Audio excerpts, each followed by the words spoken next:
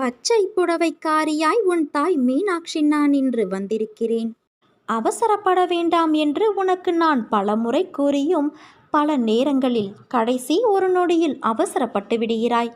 அவ்வளவு நாட்கள் பொறுமையாக நீ பாதுகாத்து வைத்திருந்ததை அந்த ஒரு நொடி அவசரத்தில் விட்டுவிட்டு அதன் பிறகு வரக்கூடிய நாட்களில் நினைத்து நினைத்து வருந்துகிறாய். நான் உன்னோடு இருப்பது நினைவில் இருந்தால் உன்னால் அந்த நேரத்தில் நிதானத்தோடு செயல்பட முடியும்.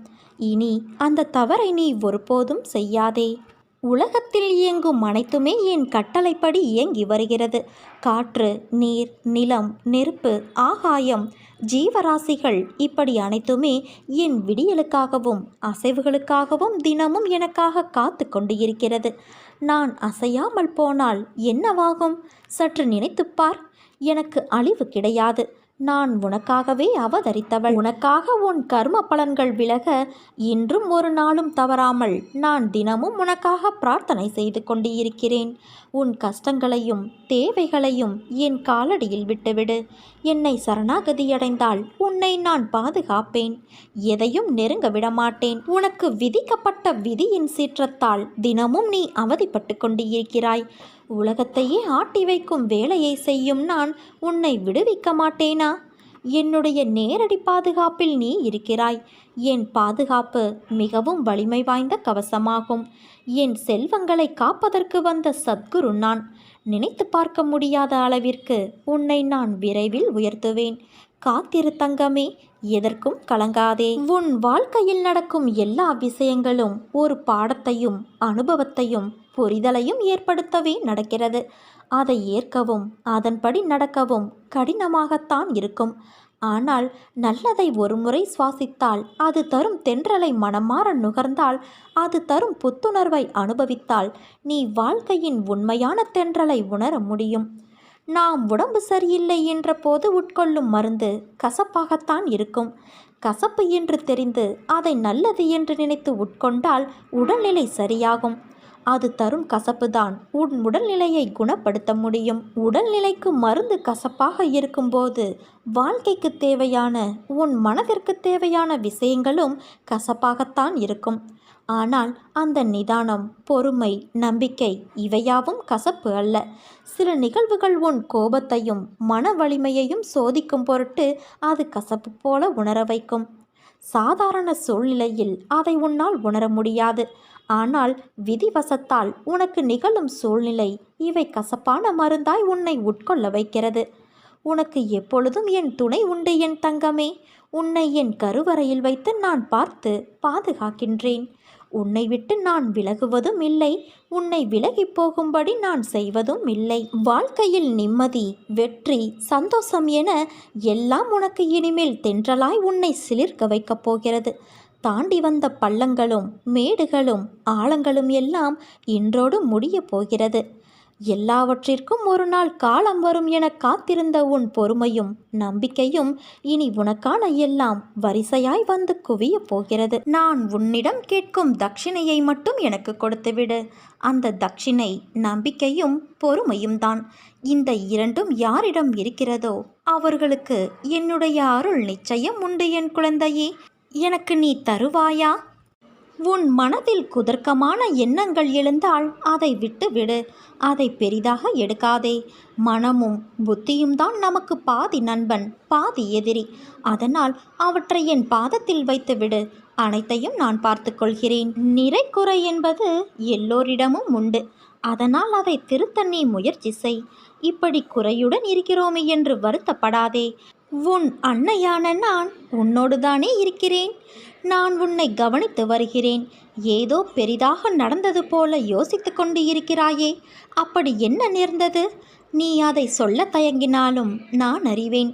தயவு செய்து தேவையில்லாமல் யோசித்து கொண்டு இருக்காதே. கவலைகளுக்கு இடம் தராதே. ஏற்றத்தாழ்வுகள் இல்லை என்றால் நீ வாழும் வாழ்க்கைக்கு ஒரு அர்த்தம் இருக்காது. மனதில் பக்குவமும் தைரியமும் இருந்துவிட்டால் நீந்திக்கொண்டு வந்துவிடலாம். நீயோ இவை அனைத்தையும் கடந்து வந்துவிட்டாய். நீ எனது செல்ல பிள்ளை அல்லவா?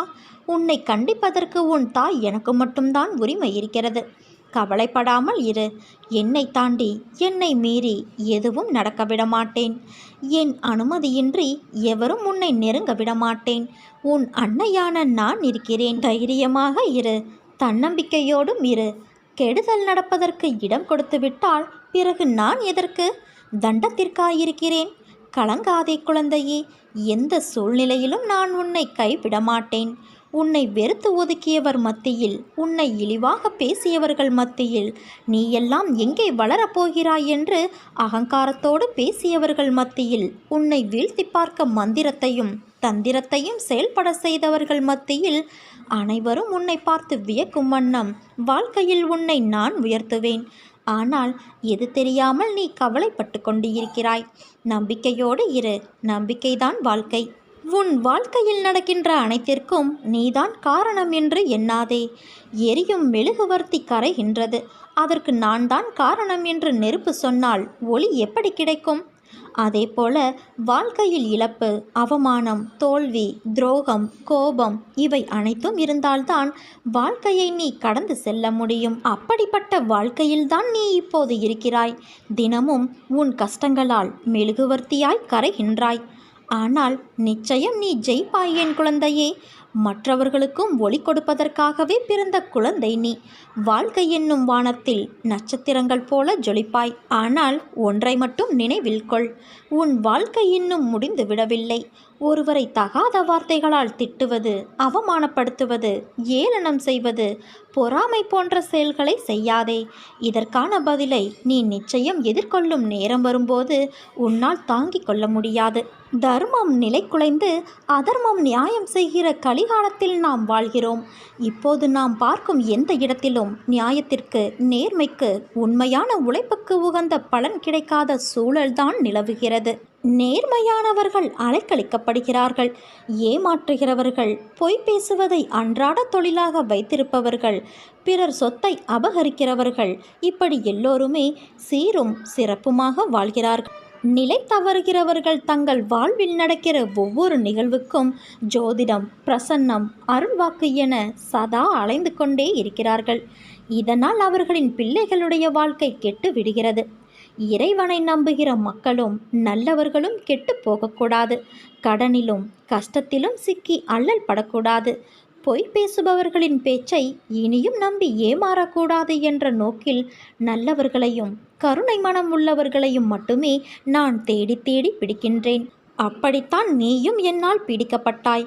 சிட்டுக்குருவியின் காலில் நூலை கட்டி இழுப்பதைப் போல என்னிடம் நான் உன்னை இழுத்து கொள்வேன். ஜோதிடம் பொய் அல்ல. ஆனால் அதன் மீது இவ்வளவு தீவிரமான நம்பிக்கை தேவையில்லை. நானே எல்லா நிகழ்வுகளுக்கும் காரணகர்த்தா ஆகும்போது தேவையற்ற முயற்சி, அலைச்சல், குழப்பம் வேண்டாம் குழந்தையே. நான் அனைத்தையும் பார்த்து கொண்டு உன்னை விடுதலை செய்து விடுவேன். உண்மையான பக்தர் எவரும் இவ்வுலக வேதனைகளை வேதனைகளாக கருதுவது இல்லை. என்னை விட்டு பிரிந்து இருப்பதையே உண்மையான பக்தர் பொல்லாத வேதனையாக கருதுவர். உலகையே பணயம் வைத்து கூட என்னிடம் நெருக்கமாயிருப்பதையே அவர்கள் முயற்சி செய்வார்கள். சாதாரணமாக வேதனையில் இருக்கும் மக்களே என்னை தேடி வருகின்றனர். பிரச்சனை எதுவுமே இல்லை என்றாலும் என்னை நாடி வருபவர்கள் சிலர் உண்டு. மனிதர்கள் எப்போதும் இறைவனை பொறுத்தவரை இந்த விதமாகத்தான் நாடுகிறார்கள். இருந்த போதிலும் நான் அனைவருக்கும் மருட்கடாட்சம் வழங்கி வருகிறேன். என்னை பூஜை செய்ததால் நீங்கள் அவதிப்படுகிறீர்கள் என்று என்னால் ஏற்றுக்கொள்ள முடியாது. என்னை நெருங்காது இருந்தால் அவர்கள் வேதனை அதிகமாக இருந்திருக்கும் என்பதுதான் உண்மை. என் தங்கமே, நீ சந்திக்காத விளைவுகள் இல்லை. கவலைப்படாதே. உன்னோடு உன் அன்னையான நான் இருக்கிறேன். உனக்கான பொன்னான நேரம் உன்னை நெருங்கிக் கொண்டு இருக்கிறது குழந்தையே. சிக்கல்கள் நிறைந்த இந்த உலகியல் வாழ்வில் தன் பக்தன் தன்னுடைய வாழ்க்கைக்கு ஜோதிடத்தின் உதவியை நாடலாமா? ஜோசியர்கள் ஓரளவுக்குத்தான் உன்னுடைய வருங்கால வாழ்க்கையை கணித்து தருவார்கள். ஆனால் நான் முழுமையாகவும் விரைவாகவும் உதவுவேன். நீ என்னிடம் சரணாகதியடைந்து விட்டால் உன்னுடைய வாழ்க்கையின் முழு பொறுப்பையும் நான் ஏற்றுக்கொள்வேன். உன்னுடைய துயரங்களை குறைப்பேன். உன்னுடைய ஆனந்தத்தை நான் அதிகப்படுத்துவேன். நீ சுகம், துக்கம் இரண்டிலுமே என்னை பார். உலகியல், ஆன்மீக வாழ்க்கை இரண்டிலுமே என்னை பார். உதாரணமாக, ஜாதகத்தில் குழந்தை பேறு இல்லாத எண்ணற்ற பக்தர்களுக்கு நான் குழந்தை வரம் அளித்துள்ளேன். ஜாதகம், கைரேகைக்காரர்களின் ஜோசியம் ஆகியோரின் முன்னோடி உரைகளை தூக்கி எறிந்துவிட்டு என்னை மட்டுமே நம்பு. என்னை நம்பி என்பால் லயமாகும் மனிதனின் எல்லா காரியங்களையும் பொம்மலாட்டத்தைப் போல நான் முன்னின்று நடத்துகிறேன். நீ ஒன்றை மட்டும் நினைவில் வைத்துக்கொள். சந்தோஷம் இல்லாத இடத்தில் யாருக்கும் நிம்மதி இருக்காது. பக்தி இல்லாத இடத்தில் சத்தியம் இருக்காது. தியாக மனப்பான்மை இல்லாத இடத்தில் நிச்சயமாக அன்பும் இருக்காது. அகங்காரம் என்ற வலையில் சிக்காதவர்கள் ஆண்டவனுடைய அரவணைப்பில் இருக்கும் பாக்கியத்தை பெறுகிறான். என் மீது நீ நம்பிக்கை வைத்து வழி நடத்துமாறு வேண்டி முழு மனதோடு என்னை சரணடைந்துவிடு. உன்னுடைய பொறுப்பை நான் சுமப்பேன்.